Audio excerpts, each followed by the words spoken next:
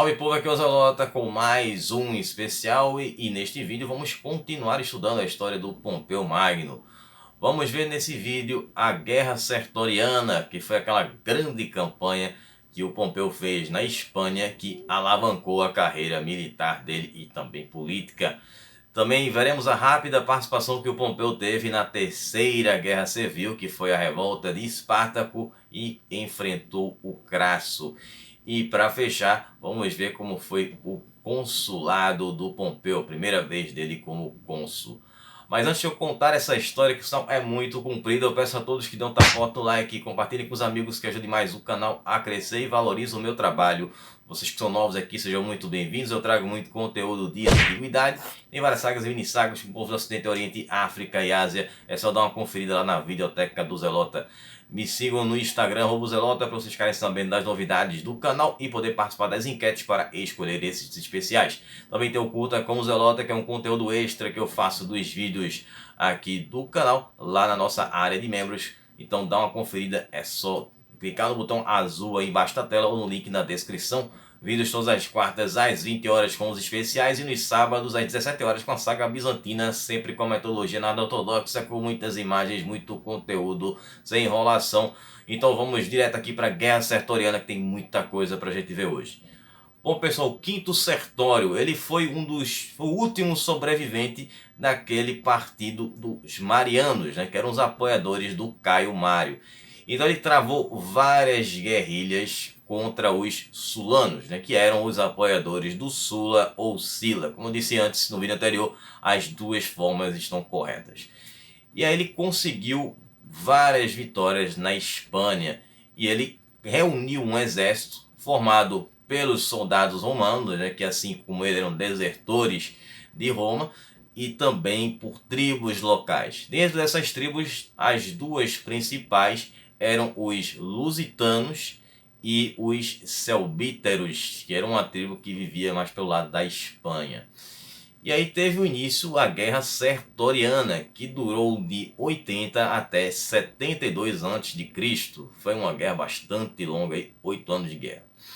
Bom, o Sertório ele conseguiu desgastar os sulanos e deixou o procônsul da Espanha ulterior, Metelo Pio, numa situação bastante complicada e que ele sozinho não estava dando conta dessa batalha contra o Sertório.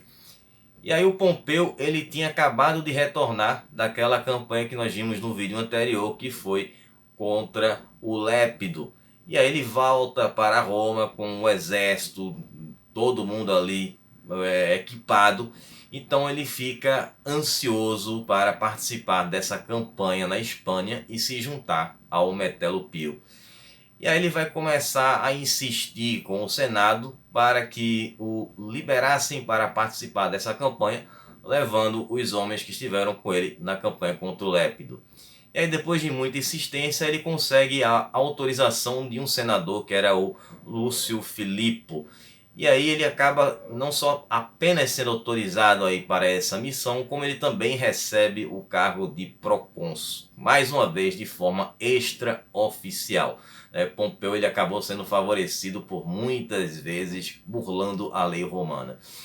E aí um outro senador questionou o Filipe se era realmente necessário enviar o Pompeu para essa campanha e dando a ele o título de procônsul. E o Filipe respondeu da seguinte forma, dizendo que, bom, era um cargo, mas que não era oficial, até porque o Pompeu não tinha passado por outros cargos públicos, apenas pelo exército, e que os dois cônsules romanos eram totalmente inúteis para resolver essa situação.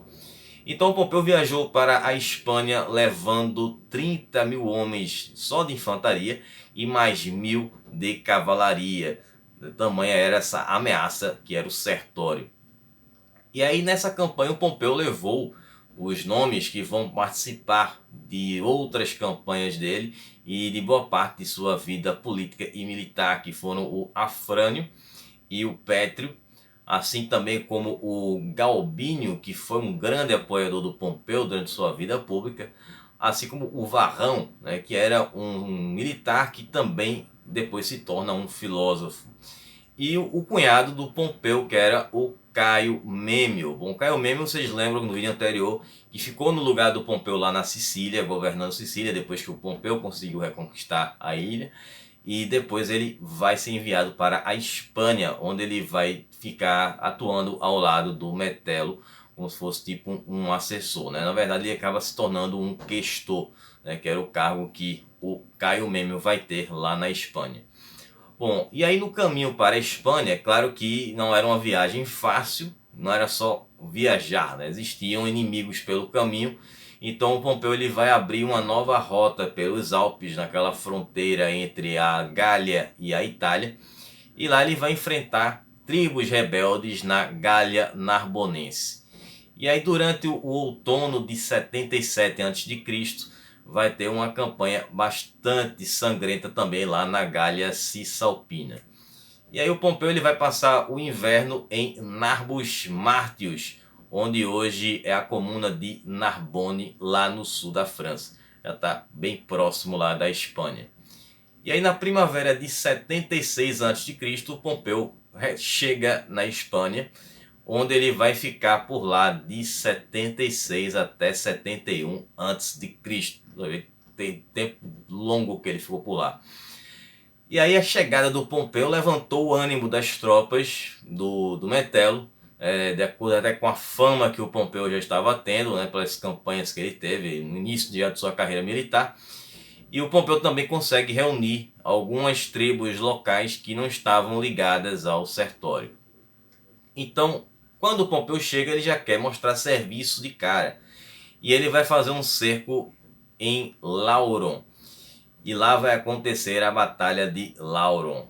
Uma Batalha de Lauron ou Batalha de Lauro. Bom, as duas formas estão certas também. E aí, nessa batalha, o Pompeu acabou sendo derrotado pelo próprio Sertório. Bom, essa derrota, claro que deu uma abalada na moral do Pompeu. Vai passar para aquela fase de duvidar dos próprios talentos. E aí ele vai ficar no ano de 76 a.C., se recuperando dessa derrota e se preparando para uma nova campanha. E aí no ano de 75 a.C., o Sertório atacou Metelo e deixou que dois de seus legados, que eram o Perpena e o Herênio, enfrentassem o Pompeu. Ele já achou: eu venci o Pompeu, esse cara é fraco, então vou mandar os meus comandados para eliminá-lo. Bom, só que aí aconteceu a Batalha de Valentia, onde lá o Pompeu derrotou os dois legados do Sertório. E aí ele recupera boa parte do seu prestígio. Nessa batalha aí, o Herênio foi despachado para o mundo além-vida. Bom, e aí ao saber da derrota dos comandados, o Sertório percebeu que julgou mal o Pompeu. Ele tinha vencido o Pompeu naquela batalha, então ele achou que seria fácil derrotá-lo, enviando os seus comandados. Mas aí ele acaba mudando, ele troca de lugar, coloca o segundo do comando dele, que era o Lúcio Hirtuleio, para enfrentar o Metelo e ele mesmo enfrentar o Pompeu.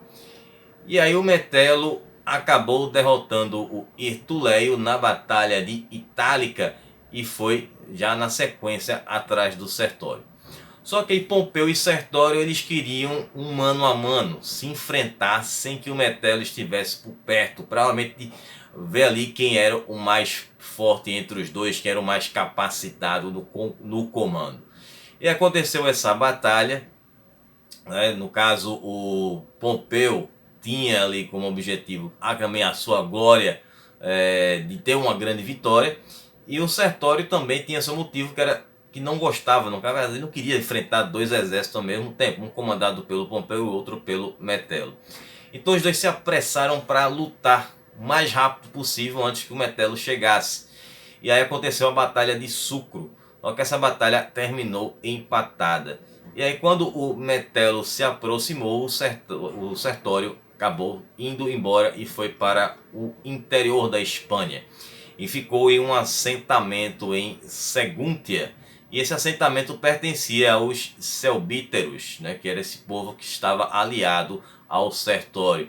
E esse local de Segúntia hoje é uma cidade lá na Espanha. E aí Pompeu e Metelo foram atrás do Sertório. E aí aconteceu a Batalha de Segúntia. E nessa batalha foi mais uma vez uma batalha muito ruim para o Pompeu, que acabou perdendo 6.000 homens. E Sertório perdeu quase metade disso aí. O cunhado do Pompeu, o Mêmio, acabou perdendo a vida nessa batalha. E ele era um dos melhores comandantes que o Pompeu tinha. Então aí o Pompeu vai ter muitos altos e baixos nessa campanha na Espanha. Depois dessa batalha, o que aconteceu foi que o Sertório ele fez um ataque surpresa no acampamento do Metelo. Ele só não conseguiu eliminar o Metelo porque o Pompeu chegou na hora. E aí o Sertório fugiu e foi para uma fortaleza romana que ficava em Glúmia, que é atualmente uma cidade que fica na província, é uma província na verdade espanhola chamada de Burgos. E aí por lá ele ficou, reuniu mais homens e restaurou as paredes da fortaleza, porque ele sabia que o Pompeu e o Metelo iriam fazer um cerco contra ele. Bom, ele já prevendo aquilo ali, deu início às suas táticas de guerrilha. Na verdade, ele voltou a fazer as suas táticas de guerrilha que ele estava utilizando contra o Metelo antes do Pompeu chegar. E aí era justamente cortar o suprimento que os romanos recebiam. Então, como os suprimentos estavam vindo pelo mar, ele faz ataques piratas, interceptando esses navios, evitando ali que chegassem os suprimentos para os romanos. E aí vai ter essa dificuldade da escassez de alimentos. Então essa tática vai acabar forçando o Pompeu e o Metelo a se separarem. Com isso, o Metelo vai para a Gália para buscar suprimentos e reforços, e o Pompeu vai ficar lá em Vácios, na Espanha, e passando o período do inverno e também sofrendo com a falta de alimentos. Então, depois de gastar boa parte dos seus recursos próprios nessa campanha, o Pompeu ele viu uma carta para Roma pedindo mais dinheiro e ameaçando que, se caso os romanos não mandassem dinheiro para ele, ele voltaria para a Itália. E aí que acontece? Chega ao conhecimento do cônsul romano Lúculo que o Pompeu estava pedindo dinheiro. O Senado estava pensando em não mandar. Então ele agiliza para que esse dinheiro fosse enviado para o Pompeu. Por quê? É aí que as histórias se juntam. O Lúculo ele estava visando participar da terceira guerra mitridática, que foi aquela guerra que aconteceu contra o Mitrídates, rei do Ponto. Vou deixar o card aqui mais uma vez em cima para vocês conferirem como foi essa batalha. E aí ele queria a glória de enfrentar o Mitrídates, não só de enfrentar, mas de vencer o Mitrídates. Ele achou que ia ser fácil, acabou não sendo. E aí, se o Pompeu voltasse para a Itália, o Pompeu é que iria para essa campanha, e não ele. Então deixa o Pompeu lá, ocupado na Espanha, para que ele fosse para o ponto onde enfrentaria o Mitrídates. E aí o Pompeu acaba recebendo aí esses recursos e consequentemente ele fica preso na Espanha. E só poderia deixar a Espanha depois de derrotar o Sertório. Então ele fica com essa obrigação aí, o que deixaria o caminho livre para o Lúculo. Bom, então o Metelo, quando vai para a Gália, dá a entender alguns que a vitória do Sertório ficaria mais fácil, já que o Pompeu teoricamente não daria conta do Sertório sozinho. E aí começaram as piadas de que o Sertório retornaria para Roma antes do que o Pompeu. E aí no ano de 73 a.C., Roma manda mais 2 legiões para Metelo, que retorna da Gália para a Espanha e se reúne novamente com Pompeu. Aí os dois se encontraram ali na região do Pirineu, que é a divisa entre a Gália e a Espanha, e depois eles descem até a região do rio Ebro. Já o Sertório, que estava acompanhado do Perpenna, eles foram para Lusitânia. E aí que começa a virada nessa guerra. Alguns senadores e outros homens de alto escalão em Roma, eles eram apoiadores do Sertório, mas começam a ficar com inveja do Sertório para sua campanha vitoriosa e tão duradoura contra os romanos. E aí eles começam a fazer o quê? Sabotar o Sertório. Todos eles queriam estar no lugar do Sertório. E aí o que eles fazem? Começam a punir aquelas tribos hispânicas, né, os aliados hispânicos dos romanos, sem motivo nenhum, e começa a causar uma revolta nesse pessoal aí. Então esses hispânicos vão se rebelar contra o Sertório e vamos acontecer vários motins em cidades que eram cidades que apoiavam o Sertório. E aí o Sertório ele descobre quem eram alguns esses rebeldes aí, consegue eliminar alguns deles, e os hispânicos que também apoiaram essa traição contra ele vão ser depois vendidos como escravos.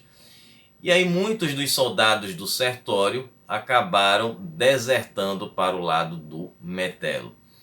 Então o Sertório ele também foi muito rígido com os soldados romanos, ele perde a confiança nos romanos e pega os selbíteros e usa os selbíteros como guarda-costas no lugar dos romanos. Isso já vai começar a fazer com que os romanos que estavam com o Sertório naquela campanha repensassem a sua posição naquela história, pois eles estavam traindo Roma ao lado de um desertor, de um traidor do Estado, e eles estavam pensando que estavam do lado errado da história. E aí eles também vão ser tratados como traidores pelos próprios selbíteros, né? No caso os bárbaros, né? Que eram ali nativos da região. Então isso vai começar a ficar ainda mais complicado para o Sertório administrar a situação. Então ele vai utilizar ali as suas habilidades como comandante para tentar abafar essa situação, mas de qualquer maneira ele acaba ficando muito impopular. Então o Metelo aproveitou essa baixa na moral do Sertório e começou a atacar as cidades que eram aliadas dele, do Sertório. Então Pompeu ele vai sitiar a cidade de Salântia e vai queimar as muralhas da cidade. Mas o Sertório chega a tempo de salvar essa cidade, então depois ele vai reconstruir as muralhas e depois disso ele acaba atacando o acampamento onde estavam o Pompeu e o Metelo e acaba sofrendo uma derrota, perdendo 3.000 homens. Aí no ano de 72 a.C., o Pompeu e Metelo eles derrotaram algumas cidades hispânicas e outras acabam desertando para o lado deles. E aí o Sertório começa a cair em depressão, né? Depois dessas derrotas, traições, então ele começa a beber demais, começa a passar as noites com várias mulheres, e aí ele vai sofrendo uma derrota atrás da outra. Aí ele fica temperamental, ele começa a ficar ainda mais desconfiado e mais cruel nas punições. E aí o Perpenna, ele começa a se preocupar com a sua própria situação, de que ele poderia ser uma vítima dessa desconfiança do Sertório. Porém, também existe a teoria de que o Perpenna tinha suas ambições próprias. Então ele estava numa situação em que ele pensou em eliminar o Sertório. Mas abrindo um parêntese para a história do Perpenna, era o seguinte: ele estava lá na Sicília justamente com o Lépido, e aí ele queria uma glória, né, que seria essa campanha na Espanha. Os homens que estavam acompanhando o Perpenna eram os homens que lutaram pelo Lépido. E aí eles queriam uma vingança contra o Pompeu. Por isso eles se motivaram para ir para a Espanha e se juntar ao Sertório. Então o Perpenna ele não era simplesmente um capacho ali do Sertório. Ele era um cara que tinha suas ambições próprias. Então o que acontece? O Perpenna ele acaba tirando a vida do Sertório. E aí a coisa fica complicada, porque ao mesmo tempo que os soldados romanos se sentiram aliviados que o Sertório foi enviado para o mundo além vida, eles também lamentaram a queda do líder. E aí eles vão se revoltar com o Perpenna, assim como também os hispânicos que eram aliados. E aí o Perpenna teve que acalmar esses aliados hispânicos, fazendo promessas, libertando homens que tinham sido presos pelo Sertório. E aí o exército ficou mais calmo. Vai obedecer ele, mas tinha a questão da lealdade, que não era a mesma coisa do que era com o Sertório. E aí o Metelo, ele deixa essa batalha agora com o Pompeu. Uma vez que o Sertório estava fora do jogo, ele acreditava que o Pompeu conseguiria vencer o Perpenna tranquilamente. E aí o Perpenna, ele tinha pressa de ir para essa batalha com o Pompeu, porque ele sabia que essa lealdade dos soldados tinha prazo de validade. Ele não conseguiria manter essa lealdade por muito tempo. E aí acontece essa batalha entre o Pompeu e o Perpenna, que vai durar 9 dias. E que tem como resultado a vitória de Pompeu, dando um fim aí a essa grande batalha que aconteceu na Espanha. O Pompeu acaba enfrentando ali um comandante decadente com um exército já enfraquecido. E aí o Perpenna, ele consegue fugir, depois dessa derrota. Ele vai para o matagal. Ele se escondeu ali até com medo, mais medo dos próprios soldados dele do que dos inimigos. Mas ele acaba sendo capturado pelos homens do Pompeu. Bom, então Perpenna, ele tenta fazer uma barganha com o Pompeu. Então ele se oferece para escrever cartas para homens importantes na Itália, que haviam convidado o Sertório para ir até Roma com objetivos sediciosos, ou seja, de se rebelar contra o Estado romano. E aí Pompeu, ele ficou com medo de começar uma guerra ainda maior do que foi aquela que havia acabado de ser encerrada na Espanha, e queima essas cartas sem mesmo sequer ler o conteúdo delas. Então Pompeu fica mais um tempo na Espanha, organizando a província. Então ele vai acabar com os últimos focos de resistência que ainda tinham por lá. E aí, depois que tudo estava resolvido e depois de demonstrar ser um bom gestor, o Pompeu, ele retorna para Roma. No caso, ele está a caminho de Roma. Então ele deixou todas as cidades da Espanha até o sul da Gália em ordem. E aí, na sua partida, quando ele chega lá nos Pirineus, foi feito um monumento em sua homenagem, que lá dizia que dos Alpes até os limites da Espanha, Pompeu havia colocado 876 cidades sob o domínio romano. Bom, e tivemos a Terceira Guerra Civil, e foi de 73 a 71 a.C., e foi a rebelião de Espartaco, dos gladiadores e do exército de escravos. Bom, se vocês quiserem ver os detalhes dessa história, eu vou deixar o card aqui em cima, e aqui eu só vou falar da participação do Pompeu nessa guerra. Bom, o Crasso, ele estava enfrentando Espartaco, com esse exército de escravos libertos, e aí ele estava tendo dificuldade para vencer o Espartaco. A luta estava muito difícil. Então ele vai pedir ajuda a Roma. Então os senadores romanos dizem que Pompeu estava retornando da Espanha e que poderia ajudá-lo, assim como Lúculo, que estava na Terceira Guerra Mitridática, poderia enviar algumas tropas para ajudá-lo a concluir essa guerra. E aí Crasso, ele, depois que ele recebe ali 8 legiões, ele começa a se arrepender de ter pedido essa ajuda. Porque, segundo a tradição em Roma, quem pede ajuda e recebe essa ajuda, ele acaba não ficando com a glória da vitória. Quem fica com a glória é quem chegou para ajudar. Ou seja, mesmo tendo feito toda a campanha, no caso do Crasso, quem ficaria com a glória é quem tinha chegado para ajudar, que foi, no caso, o Pompeu. E aí o Pompeu estava a caminho, e o Crasso, sabendo disso, ele tenta apressar ao máximo a sua guerra contra Espartaco, sua batalha final. E o Espartaco também tinha conhecimento da chegada de Pompeu, e que tornaria também a vitória dele impossível. Então era vencer o Crasso ou não vencer, ou a derrota era certa. E aí os dois se enfrentam nessa batalha final. Então, como vocês conhecem bem essa história por conta dos filmes, das séries, mas claro, no vídeo eu conto de uma forma mais histórica, mais fiel à história. Os escravos que não participaram dessa batalha fugiram justamente por onde? Pelos Alpes, e era justamente de onde Pompeu estava vindo. Então Pompeu deu de cara com 6.000 escravos que foram capturados pelo Pompeu e seus homens. E aí aconteceu aquela punição, que foi de crucificar todos esses escravos lá de Roma durante toda a Via Ápia, né? Aquela famosa estrada de Roma que leva para boa parte ali dos territórios da República Romana.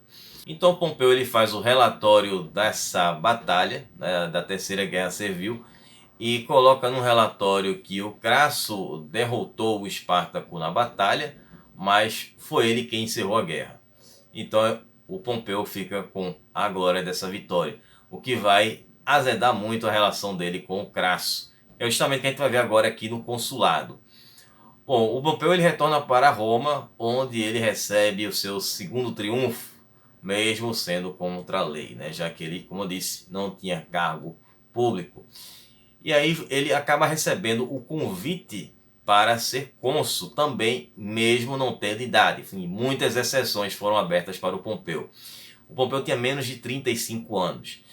Então ele acaba recebendo esse convite, mesmo ele também sendo de origem plebeia, né? Ele era de uma família de origem equestre, que era uma família que estava abaixo das famílias patrícias.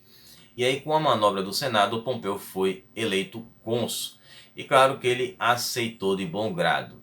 Já do outro lado, Crasso, que era o homem mais rico de Roma e que lutou contra Espartaco, passou ali também a receber o título de cônsul junto com o Pompeu. O Crasso tinha perdido o mérito daquela vitória contra o Espartaco para o Pompeu, e mesmo os dois, ele detestando o Pompeu, eles acabam se tornando cônsul juntos, né? Existe uma teoria de que o Crasso seria esquecido naquela batalha por conta dessa vitória. Ele venceu o Espartaco, mas ele não iria receber de fato essa glória. E que ele teria pedido ao Pompeu para que lembrasse dele quando fosse homenageado em Roma. E aí o Pompeu, como uma troca de favor, já que o Pompeu ficou com a glória de uma vitória que ele não teve, né, já que a vitória foi do Crasso, ele indicaria o Crasso para ser o segundo cônsul, né, já que eram dois cônsules que eram eleitos e tinham uma gestão juntos, né? Se não me engano, eram 2 anos de gestão. E aí o Crasso acaba sendo eleito cônsul lá do Pompeu em 70 a.C. O povo tinha ali um receio também de que o Pompeu desse um golpe de Estado utilizando o seu exército, que eram homens altamente fiéis ao Pompeu, e todos pensavam que ele iria utilizar o exército para fazer um golpe. Mas aí ele acaba desfazendo o exército após a campanha. Isso vai depender também das fontes. Tem outras fontes que contam outra história que eu vou falar aqui mais na frente. Outra coisa também que comentavam as más línguas era se Pompeu iria se dedicar ao povo ou ao Senado. Bom, a questão é que o Pompeu e o Crasso, eles passaram o mandato todo sem se falarem, sem se relacionarem, não eram amigos, não se davam bem. E aí os dois nunca eram vistos juntos. Sempre que acontecia alguma cerimônia, era ou com o Pompeu ou com o Crasso. E aí o Crasso tinha essa desavença do Pompeu por conta da questão lá da batalha contra Espartaco. E até que um homem chega e declara que tinha ouvido a voz de Júpiter, que disse que os dois cônsules não poderiam deixar o cargo sem serem amigos. E aí o Pompeu nem se manifestou com relação a essa fala aí. Já o Crasso, ele acaba tendo a atitude de apertar a mão de Pompeu, né, em público, para demonstrar que os dois teriam uma relação de amizade, mesmo que não fosse de verdade. E aí tem a questão da tensão dos exércitos, pois, segundo as outras fontes, dizem que nem Pompeu e nem Crasso desfizeram seus exércitos. Eles receberam o título de cônsul, de cônsules no caso, né? Mas os seus exércitos ficaram lá fora esperando que alguma coisa acontecesse, uma ordem chegasse para acontecer alguma coisa. Bom, e aí que foi o seguinte: o Pompeu ele alegou que não tinha desfeito o seu exército, no caso liberado os seus homens das suas obrigações, pois ele estava aguardando o retorno do Metelo, que estava na Gália, para que o Metelo recebesse o seu triunfo, né? Aquela grande homenagem, o desfile que aconteceria. Já o Crasso, né, disse que só ia desfazer o exército dele se Pompeu desfizesse primeiro. Então ninguém desfez os seus exércitos, cada um manteve os seus exércitos de suas respectivas campanhas, né? Pompeu na Espanha e Crasso na batalha contra o Espartaco. E aí, voltando àquele ponto, né, da questão de que se o Pompeu governaria para o povo ou se ele iria governar para o Senado, porque o Sila foi ditador e tinha feito alguns atos que não eram favoráveis aos plebeus, no caso aos tribunos da plebe. Então, se Pompeu iria dar continuidade à gestão, ao modo de gestão do Sila, ou se ele faria alguma coisa diferente. Bom, aí temos as duas versões. Primeiro que o Pompeu ele revogou as reformas do Sila, que eram impopulares para os plebeus, limitando o papel do tribuno da plebe. E aí ele conseguiu o apoio do povo. Já o historiador Plutarco, ele diz que Pompeu e Crasso discordavam de tudo o tempo todo, o que dificilmente o Pompeu teria conseguido fazer alguma coisa durante essa gestão dele, ficando engessado durante esse mandato, e no caso de favorecer o povo. Se ele favorecesse o povo, ele iria desagradar a aristocracia, que por muitas vezes burlou a lei para favorecer o Pompeu. E Crasso, ele tinha esse grande apoio da aristocracia, até porque ele era de origem patrícia, né? Então não se sabe muito sobre esse período na vida do Crasso, né? Muita coisa se perdeu, os registros do Lívio se perderam.